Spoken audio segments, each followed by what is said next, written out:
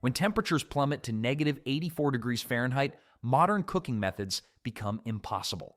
Yet, in this frozen world, indigenous Arctic communities thrive without gas or electricity. Their ancient culinary techniques reveal humanity's remarkable ingenuity, proving that even in Earth's most hostile environment, we find brilliant ways to prepare a hot meal. At the center of this remarkable adaptation is the kulic, and it is more than just a stone lamp. It's the technological heart of traditional Inuit kitchens. Carved from soapstone, this crescent-shaped vessel represents one of humankind's most resourceful innovations for extreme environments. While some of us might panic when the power goes out for an hour, Inuit families have cooked delicious, life-sustaining meals through bitter Arctic winters using nothing but stone, moss, and animal fat. Choosing the right soapstone for a kulic requires expertise passed down through generations. The stone must be free of cracks that could expand when heated, potentially causing dangerous oil spills. Soft enough to carve, yet durable enough to withstand constant use, a well-made kulic becomes a family heirloom, often lasting decades. The tactile knowledge of testing stone quality by touch and sound isn't found in books. It lives in the hands of Inuit elders who can detect flaws invisible to untrained eyes. Starting a cooking session begins with lighting the lamp. Before matches and lighters, this meant striking sparks from pyrite onto dried Arctic cotton grass or moss arranged along the lamp's rim. Today, while matches make initial lighting easier, the fundamental technique remains unchanged. A kulic needs constant attention during its first minutes of operation, as the wick must be carefully nurtured to the right length. Wick management is surprisingly technical. Too short a wick produces insufficient heat for cooking, like trying to boil water with a birthday candle. Too long creates excessive smoke that fills the dwelling, turning dinner preparation into an unintentional smoke signal to the entire village.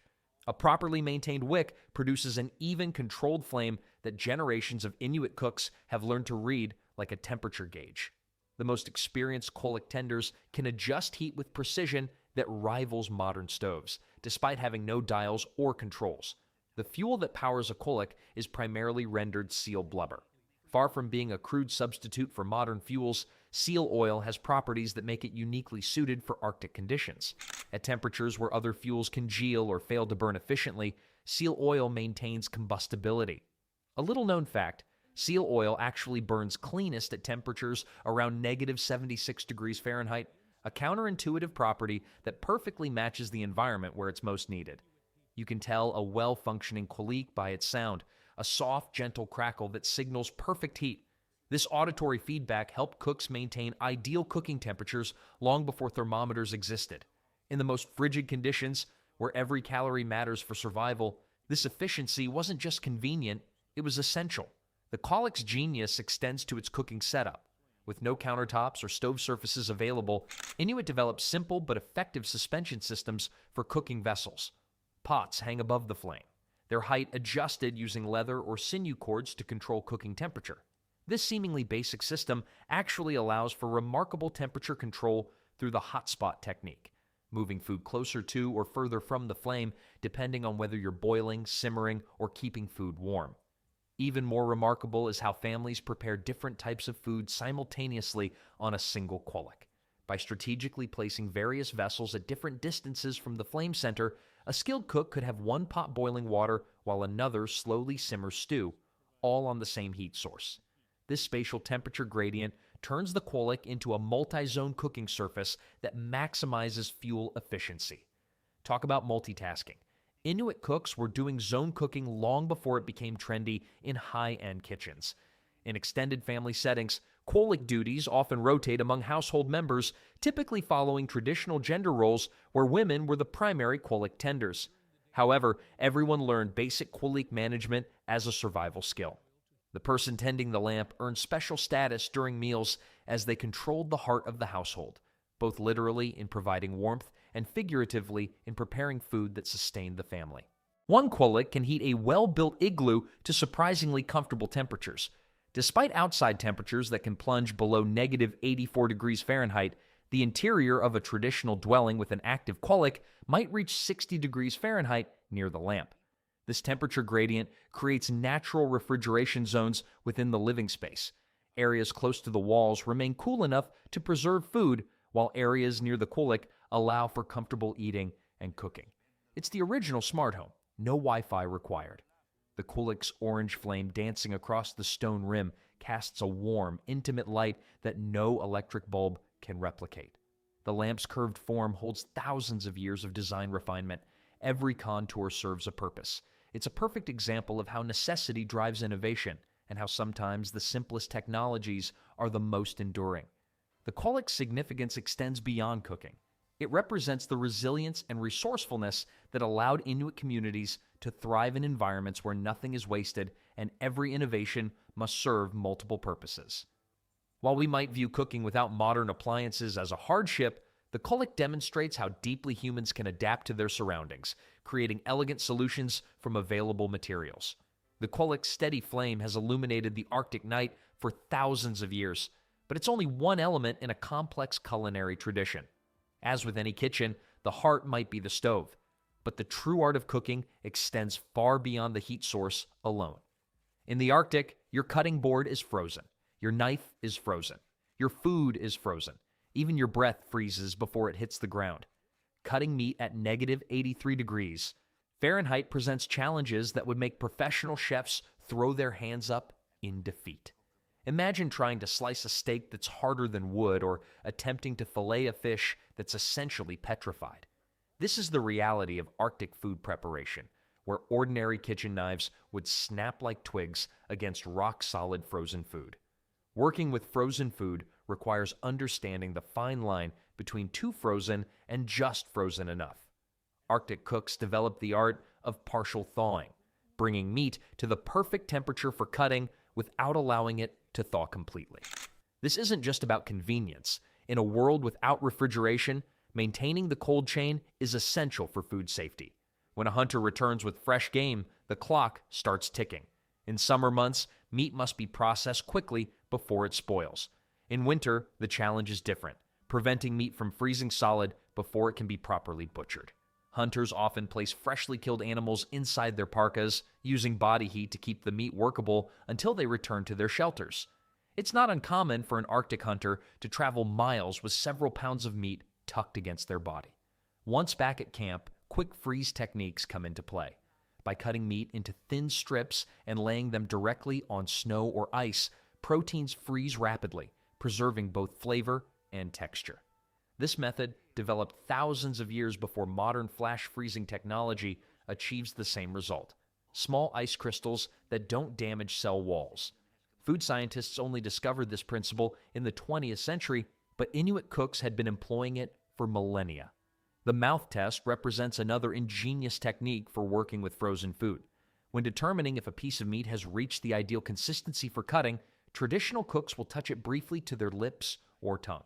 The sensitivity of these areas provides instant feedback about temperature and texture, a living thermometer more accurate than any digital device when used by an experienced cook. Aging meat takes on new dimensions in the Arctic environment. What many consider a luxury technique in fine dining has been a standard practice in the North for generations. A cache of meat stored in permafrost develops complex flavors over time, with natural enzymes breaking down proteins even at sub-zero temperatures. The process happens more slowly than in temperate climates, but the results can be extraordinary, creating deeply flavored meat that sustains families through the harshest months. Storage solutions in a world of ice require their own specialized knowledge. Snow pits dug to specific depths provide ideal storage temperatures, while raised platforms protect food caches from predators. Location matters tremendously. A good storage site must balance accessibility with protection from both animal scavengers and the dangerous freeze-thaw cycles that occur as seasons change. Marinating may seem impossible when everything is frozen solid, but Arctic cooks discovered that certain flavor compounds actually penetrate better in freezing conditions. By applying herbs, berries, and seal oil to meat before it freezes completely, flavors slowly infuse throughout the storage period. When the meat is eventually thawed for cooking, it's already seasoned from within. The narrow window between too frozen to work with and too thawed to remain safe requires precise timing. An experienced Arctic cook can glance at a piece of meat and know exactly when it will reach the perfect consistency for cutting.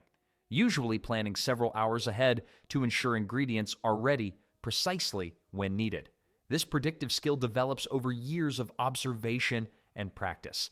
When hunters prepare game in the field, they face the additional challenge of keeping their hands functional in temperatures that can cause frostbite within minutes. The solution combines practicality with ritual. Warm blood from a fresh kill is sometimes collected and used to warm hands during the butchering process. This practice, which might seem macabre to outsiders, represents a deeply practical approach to survival. Nothing is wasted, and the animal's final contribution helps ensure its meat will be properly prepared. Special cutting techniques have evolved for working with rock-hard ingredients. Rather than trying to slice through frozen meat, as one would with fresh food, Arctic butchers look for natural breaking points, using strategic cracks and percussion to separate frozen sections. These techniques require intimate knowledge of animal anatomy and how different muscle groups respond to freezing. There's an old joke in Arctic communities that says you'll know an inexperienced cook based on if they're the one with 9 fingers. Dark humor perhaps, but it underscores the genuine dangers of working with frozen food using sharp tools. The combination of numbed hands, slippery ice, and rigid food creates conditions where mistakes can be costly. For those who master these challenges, however, there's tremendous satisfaction in transforming frozen resources into nourishing meals. The techniques required may be demanding, but they connect practitioners to thousands of years of ancestral knowledge. The frozen butcher's block represents just one aspect of Arctic culinary ingenuity. For those ingredients that have been properly cut, stored, and prepared, the next challenge becomes creating a suitable space for cooking. Most people imagine igloos as emergency shelters, cold temporary domes where Arctic travelers huddle for survival. The reality? A well-built igloo is a marvel of engineering that functions as a sophisticated kitchen with distinct cooking zones, specialized food preparation areas, and built-in environmental controls. The first misconception about igloos involves their interior temperature. Despite being built entirely of snow and ice, a properly constructed igloo can reach a comfortable 61 degrees Fahrenheit inside, warm enough that inhabitants often strip down to light clothing. This seemingly impossible feat stems from architectural features specifically designed for both structural stability and cooking functionality. Snow itself serves as nature's perfect insulation. A typical igloo wall contains countless tiny air pockets trapped within its crystalline structure, creating a thermal barrier between the frigid outside world and the warm interior. The spiral construction method used to build igloos creates walls that are self-supporting while maximizing this insulative quality. The blocks get progressively smaller as they spiral upward, naturally forming a dome that withstands both gravity and Arctic winds. An elder from Igloolik said that you'll know you've built a good igloo when the inside walls begin to glaze. This glazing effect, where interior snow surfaces melt slightly, then refreeze into a thin ice shell, is crucial for both structural integrity and temperature regulation. Far from weakening the structure, this ice coating seals and strengthens the dome while reflecting heat back toward the living space. The igloo's design includes sophisticated ventilation systems that would impress modern architects. A small hole at the dome's apex serves as both a smoke vent and air exchange portal, creating natural convection currents. Cold, fresh air enters through the low, tunnel-like entrance, while warmer air rises to exit through the top vent. This elegant solution prevents dangerous carbon monoxide buildup while minimizing heat loss. Inside the igloo, distinct temperature zones create a natural kitchen layout. The floor area slopes upward away from the entrance, with cooking activities concentrated in the middle areas. This deliberate design takes advantage of basic physics. Heat rises, cold air sinks. The resulting temperature gradient allows cooks to position different foods at different heights to control cooking temperatures. Stews requiring slow simmering might hang at mid-level, while quick cooking items are placed closer to heat sources. Near the entrance, the coolest zone serves as nature's refrigerator, keeping ingredients fresh until needed. Some master igloo builders create specialized kitchen annexes, smaller domes connected to the main living space that serve as dedicated cooking areas. These kitchen igloos feature specialized snow platforms of varying heights that function as cooking stations. Lower platforms might be used for food preparation, middle platforms for actual cooking, and higher areas for keeping prepared food warm. By separating cooking activities from sleeping areas, these multi-dome complexes improve air quality while creating a dedicated culinary workspace. The entrance tunnel plays a crucial role beyond simply providing access. Typically built lower than the main floor, this passageway creates a cold trap where heavier frigid air remains, preventing warmer air from escaping. This clever design feature acts as a thermal barrier, much like an airlock in a spacecraft, maintaining interior temperatures while still allowing movement between inside and outside.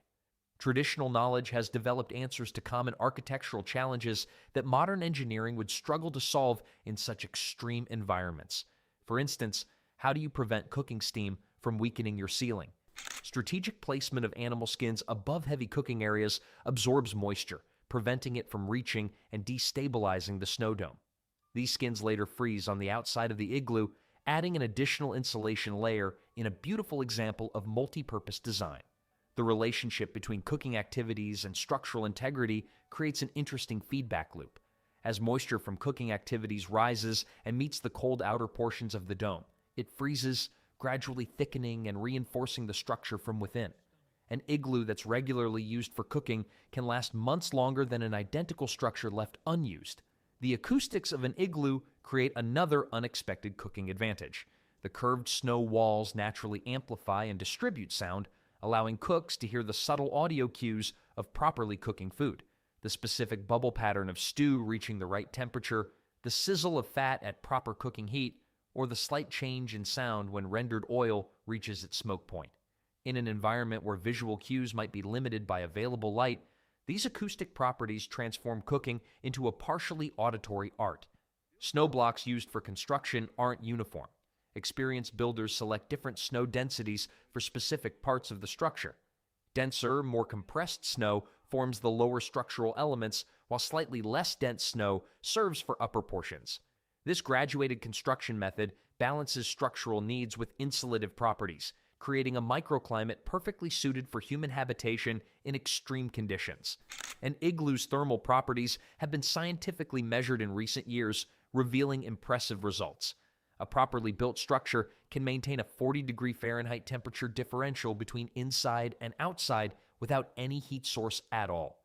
With minimal heating, this difference can exceed 100 degrees, explaining how people can comfortably prepare food in light clothing while temperatures outside plummet to minus 40 degrees Fahrenheit. An igloo's cooking floor is another marvel of practical engineering. The central floor isn't flat, but subtly contoured to capture and channel cooking spills. Small depressions collect drip liquids, preventing them from spreading and potentially destabilizing the structure. These same depressions double as mixing bowls in a pinch. Native chefs might combine ingredients directly in these floor features when preparing certain dishes. It's the original built-in kitchenware carved from the very floor itself. One of the most ingenious culinary features appears in multifamily igloos, where adjoining domes connect via short tunnels. These connections create specialized cooking and food preparation microclimates. One connected dome might be designed specifically for smoking meats, with a specialized ventilation system that draws smoke upward while preserving heat. Another might maintain temperatures perfect for fermenting certain foods, just above freezing, but still cold enough to control the fermentation process. This network of connected domes effectively creates specialized cooking departments, each optimized for different culinary processes. The snow wall itself becomes a functional kitchen component. Small niches carved into interior walls serve as specialized food preparation and cooking stations. Some niches are designed for thawing ingredients, positioned where ambient heat will slowly warm frozen foods to workable temperatures. Others are shaped to hold specific cooking implements, keeping them organized and accessible. More elaborate igloos might include a series of graduated niches that form a complete cooking system, from ingredient storage to preparation surfaces to serving areas. But in this harsh landscape, Inuit culinary traditions extend far beyond questions of tools and shelter. They encompass an entire philosophy of food that continues to fascinate and surprise. Not everything in the Arctic needs to be cooked. In fact, some of the most nutritious and culturally significant Inuit foods never see heat at all. While modern food culture might recoil at the thought of uncooked meat, Arctic peoples develop sophisticated raw food preparations that provide essential nutrition and actually taste good, at least once you develop the palate for them. The practice of eating Igloo, fermented meat, stands as one of the most misunderstood Arctic food traditions. Far from being a desperate measure taken during food scarcity, Igloo represents thousands of years of food science, developed through careful observation and passed down through generations. The basic process involves burying meat in the ground, often wrapped in skin or fat, and allowing natural fermentation to occur over weeks or months. What makes this practice remarkable is that it happens in freezing temperatures. Most fermentation processes we're familiar with occur in warm environments. Think of yogurt, cheese, or kimchi. Arctic fermentation happens just above freezing, creating an entirely different microbial environment. The cold temperatures slow bacterial activity, but don't stop it completely, allowing beneficial microbes to transform the meat while harmful ones remain dormant. A walrus hunter from Nunavut explains that if your stomach doesn't know what temperature your food was before you ate it, it only knows what nutrients it contains. This practical wisdom cuts through cultural food prejudices to focus on what matters most in the Arctic, sustaining life through long winters. Perhaps the most famous example of Arctic fermentation is kiviak, a preparation that involves stuffing hundreds of small birds called little auks into a seal skin, covering them with seal fat, and burying the package under rocks for several months. As fermentation occurs, the birds break down into a paste-like consistency. The final product has a powerful smell and flavor that outsiders find challenging, but provides critical nutrients during winter months when fresh food is unavailable. These traditional preparations solved a crucial problem in the Arctic food chain: how to preserve summer abundance for winter scarcity. Without trees for firewood in many regions and with fuel precious for heating rather than cooking, raw preservation methods allowed communities to maintain food security year-round without depleting scarce resources. The nutritional benefits of these raw food traditions have only recently been recognized by modern science. Raw meat contains essential vitamins that cooking destroys, particularly vitamin C, which is crucial for preventing scurvy. In an environment where fresh fruits and vegetables are unavailable for most of the year, these raw meat preparations provided the only reliable source of certain nutrients. A study from the University of Northern British Columbia found that 100 grams of muktuk, raw whale skin and blubber, contains approximately 38 milligrams of vitamin C, about the same as a medium orange. This explains how Inuit populations historically avoided scurvy despite the absence of plant foods in winter diets, a puzzle that confused European explorers for centuries. The safety of these raw food practices often raises questions, but traditional preparation methods incorporate sophisticated food safety knowledge. The cold temperatures inhibit many harmful bacteria while allowing beneficial fermentation to occur. Additionally, freezing and thawing cycles create physical changes in the meat that help preserve it. These preservation methods influence modern food science, with techniques like freeze-thaw cycling now used in commercial food processing. Traditional knowledge includes detailed observations about when meat has fermented properly versus when it has spoiled. Visual cues, smell, texture, and even the sound of the meat when cut provide information about safety. This sensory knowledge requires years of training and represents a complex form of food science developed without laboratories or microscopes. Common misconceptions about raw Arctic cuisine often miss the important distinction between truly raw meat and meat that has been transformed through fermentation, curing, or freezing. Many dishes described as raw have actually undergone significant biochemical changes that alter both flavor and safety profiles. Freezing itself changes meat structure at the cellular level, creating a different eating experience than truly fresh raw meat. When Europeans first encountered these food practices, they often misunderstood them as primitive or desperate measures.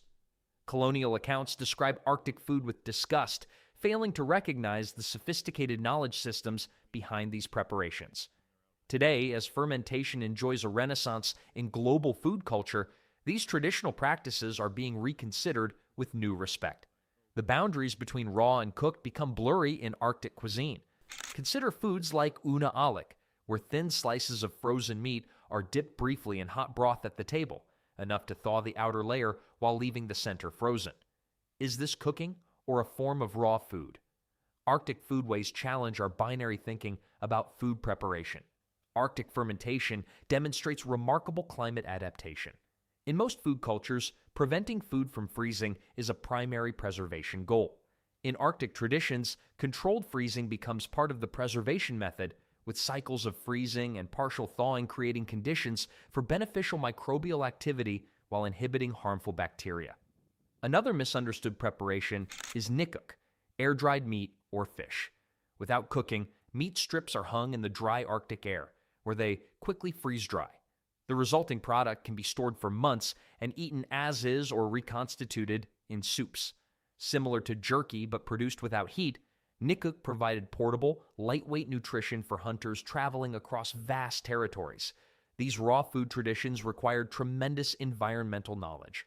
Practitioners needed to understand seasonal changes, identify proper burial sites with the right soil temperature conditions, and recognize when fermentation had progressed properly. This ecological awareness embedded food preparation within broader systems of environmental knowledge. The cultural significance of these foods extends beyond nutrition. Many fermented preparations are associated with celebrations, with their distinctive flavors evoking cultural identity and connection to ancestral practices. For many Inuit communities, these foods represent sovereignty and cultural continuity in the face of colonial pressures to abandon traditional practices. As climate change alters traditional food systems, many of these preservation methods face challenges. Changing temperature patterns disrupt the reliable conditions needed for safe fermentation. The knowledge required to adapt these practices to changing conditions highlights their nature not as static traditions, but as dynamic systems that have always evolved with environmental shifts. While tools and housing demonstrate physical adaptations to the Arctic environment, these raw food traditions reveal cognitive adaptations, ways of thinking about food that transform limitations into advantages. When you can't reliably cook, you develop sophisticated alternatives that work with rather than against environmental constraints. Beyond the specialized preservation methods lie equally sophisticated tools. The cornerstone of any Inuit kitchen is the Igloo knife. This crescent-shaped blade with a center handle might look primitive to outsiders. Unlike straight knives that require wrist strength, the Igloo's curved design transfers force directly from the shoulder and arm, allowing hours of cutting without fatigue. Crucial when processing an entire seal or caribou in one sitting. The rocking motion it enables makes it perfect for everything from precision cuts to chopping through frozen meat and bones. What makes these tools particularly remarkable is the materials used. In a land without trees, wood handles aren't an option. Instead, Inuit craftspeople use caribou antler, walrus ivory, or whalebone, materials that maintain grip even at temperatures that would make metal handles dangerous to touch with bare skin. These natural materials actually become slightly grippier when cold, unlike plastic or metal which become slippery. The soapstone cooking pots represent another triumph of adaptation. Weighing up to 15 pounds empty, these vessels seem impractical until you understand their genius. Once heated, soapstone retains temperature for hours while distributing heat evenly. Nature's original slow cooker. A study by Canadian anthropologists found that a properly made soapstone pot can maintain cooking temperatures for up to 3 hours after being removed from heat, an essential feature when fuel conservation is literally a matter of life and death. Interestingly, about 42% of traditional Inuit cooking tools serve multiple purposes, a necessity when every item must be carried during seasonal migrations. A bone ladle might also serve as a snow scooper, while a specific type of scraper works for both cleaning animal hides and scraping the last bits of soup from a pot. For food processing beyond cutting, Inuit toolmakers created specialized implements like the tatak, carved from split caribou antlers, designed specifically to handle slippery frozen meat without dropping precious food. There's also the ixiak pack, a hammer-like tool used to break frozen meat into manageable pieces when even the sharpest ulu can't cut through. What's truly remarkable is how these tools work together as a system. The curved shape of the ulu knife fits perfectly into the rounded soapstone pots. The bone picks are sized exactly right to extract marrow from specific animal bones. Nothing is random. It's a perfectly calibrated toolkit refined over countless generations. One particularly fascinating tool is the nunate, a specialized bone scraper used exclusively for harvesting frozen seal blood from ice. This blood is an essential ingredient in several traditional dishes, and the Nunate's edge is designed to collect it without contaminating it with snow or debris, a level of specialized design that shows just how detailed the Inuit approach to food gathering is. Their tools don't break in the cold. Modern plastic cracks, metal becomes brittle below -40 degrees, but bone and stone? They've survived in this climate for millions of years. That's why they don't use anything else. This isn't to say innovation has stopped. Many Inuit communities now incorporate modern materials when they prove superior. Sharpening stones might be replaced with manufactured whetstones, and some handles may be wrapped in specially treated modern fabrics for extra grip. But the core designs, the shapes, the principles, the techniques, remain largely unchanged because they're already optimized for Arctic conditions. Perhaps the most important aspect of these tools isn't their physical properties, but how they're treated.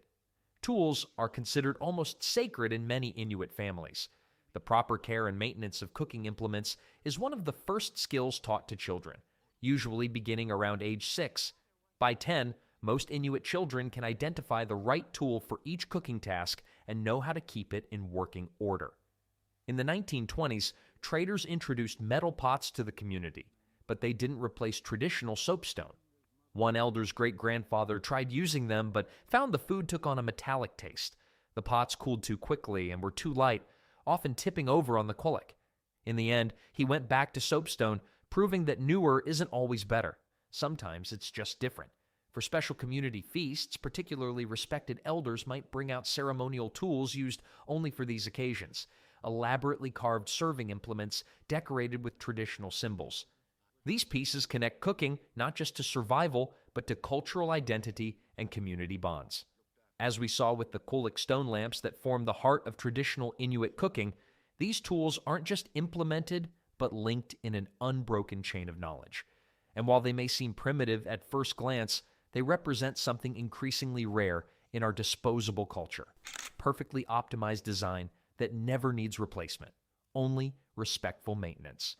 With these tools in place, Inuit families can continue their tradition, but how these traditions manifest in everyday life is a deeper story. The communal feast stands as an Inuit culture, bringing warmth to the coldest months through shared food and human connection. During the long polar night, when the sun remains hidden for months, psychological challenges can be just as demanding as physical ones. Community feasts serve as a vital source of connection, bringing families together in the largest igloo or tent. Kuliks are placed in a circle, their warmth and light pushing back against the surrounding darkness. These gatherings, known as Niriyuarvik, the place of eating well, offer more than just nourishment. In a season where the night feels endless, the food sustains the body, but the togetherness sustains the spirit. These feasts follow rhythms established over thousands of years. They often coincide with successful hunts, full moons, or traditional calendar celebrations. A particularly successful whale hunt might trigger a celebration called Nalukatak in some communities, where the entire village shares in the bounty, a practical food distribution system disguised as a cultural celebration. What makes these gatherings remarkable is their egalitarian nature. Food contribution follows an unwritten but strictly observed system where those with more share with those who have less. Hunters provide meat, elders contribute wisdom through stories told during the meal, and children perform small but essential tasks like distributing food or caring for the kulic flames. A survey among Nunavut communities found that 68% of households regularly share food with others, creating an informal social safety net that modern welfare systems still struggle to replicate. This sharing isn't viewed as charity, but as community investment.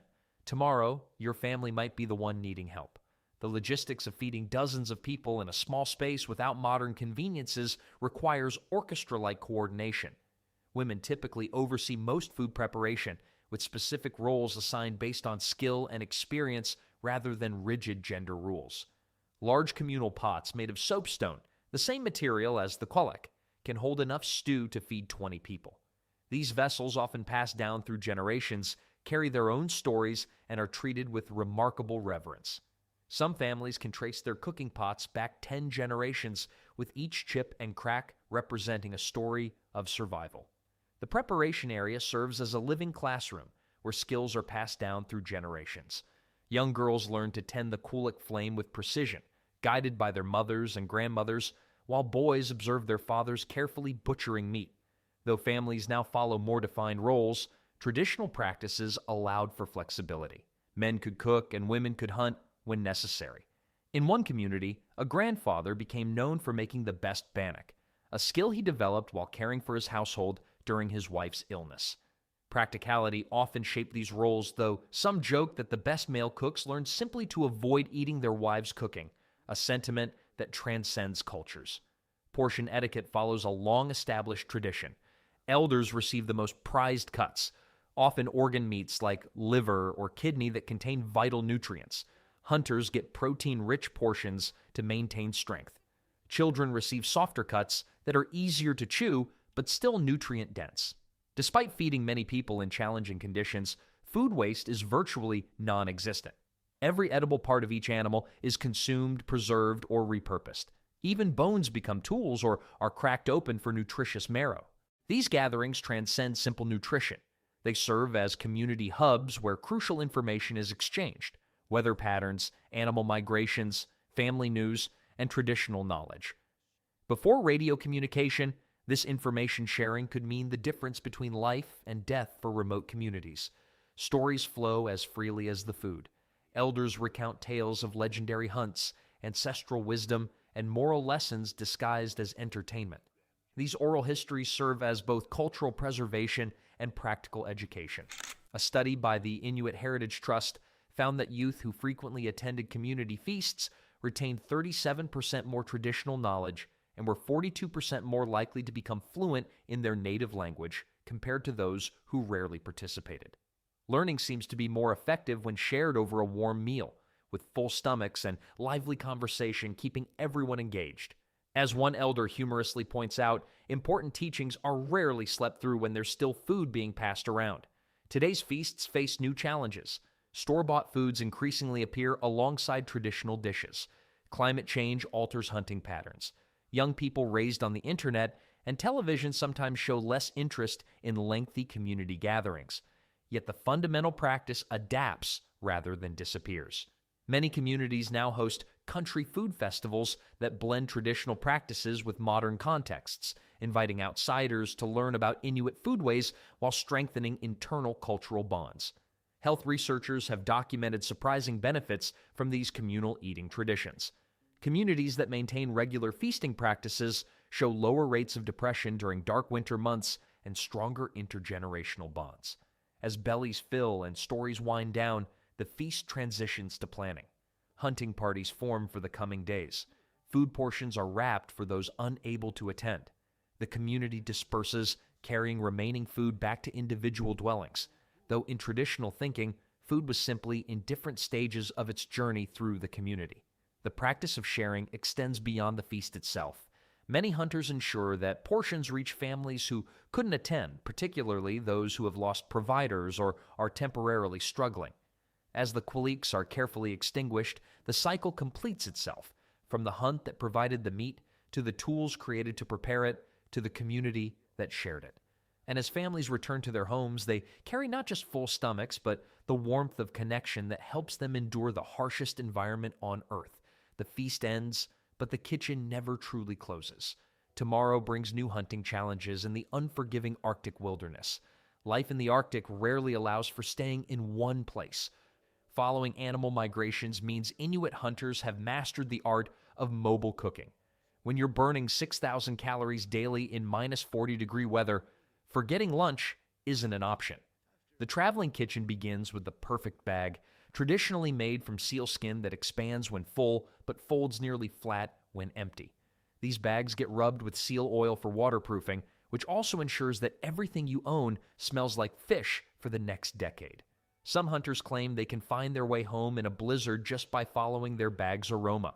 A complete nomadic kitchen weighs less than 10 pounds, yet contains everything needed to prevent becoming a human popsicle. The kit includes a small kulic, fire-starting tools, a single pot, a cup, and a knife. Every item earns its place by serving multiple functions. The cup melts snow, holds food, and in desperate times serves as an emergency bathroom solution. though veterans strongly recommend washing it before returning to its primary purpose. Fire starting in the Arctic deserves an Olympic category of its own. Experienced hunters can start a flame in 30 seconds flat while the wind howls and their eyelashes freeze together. The secret lies in preparation.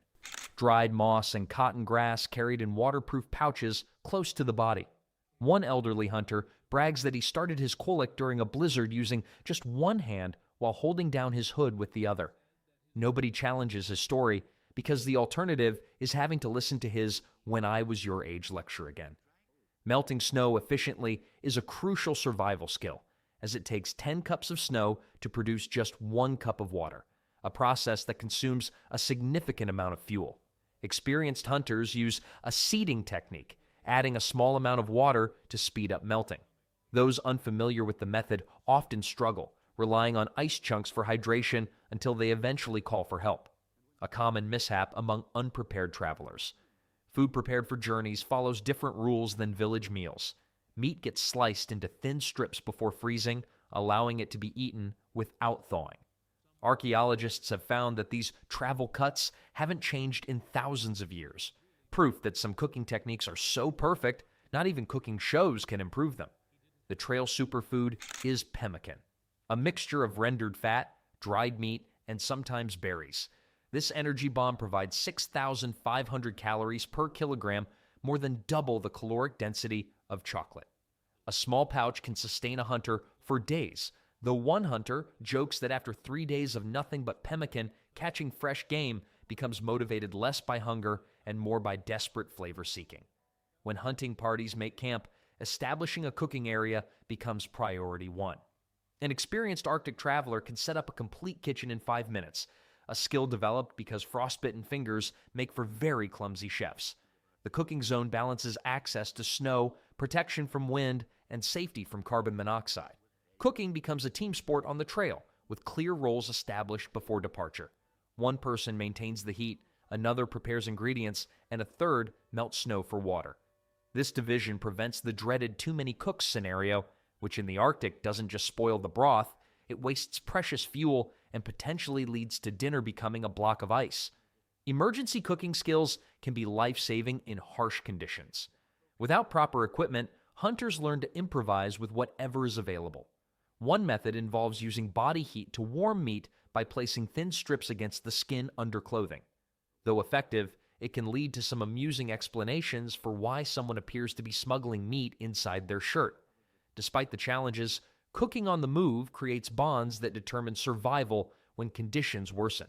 As hunters return home with their catch, the portable kitchen gets carefully packed away, ready for the next journey. The Arctic kitchen produces remarkable dishes that might surprise those who imagine northern cuisine as merely frozen meat and blubber. These signature recipes combine generations of knowledge with ingenious techniques that maximize nutrition and flavor in one of Earth's harshest environments.